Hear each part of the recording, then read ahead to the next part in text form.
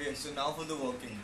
So how it works is your phone will create a TCP socket to the PC where a specific server application is listening onto a socket.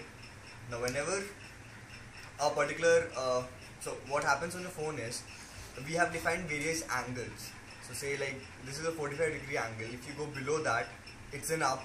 If you go above a 65-degree angle, it's a back. If you go 10 degrees this side, it's left. If you go 10 degrees this side, it's a right.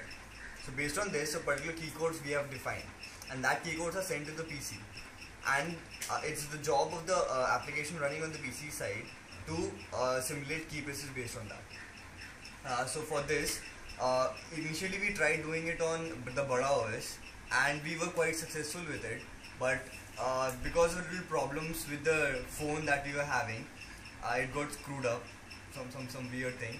So we shifted to Android, and this is the Android implementation. I'll post the code and the working onto the blog, so you can go and check that thing there.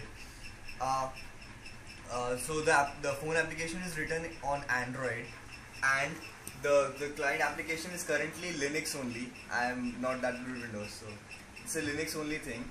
There we have used the Xlib bindings, and which is just simulating the key presses. So I think this is still working on. Alright, this is still on. I can show you a demo also. So game and the Open Racing Car Simulator. The cool thing about this is it's not just about any game. It can be used to do whatever you want. So this is the only game that I have on my machine.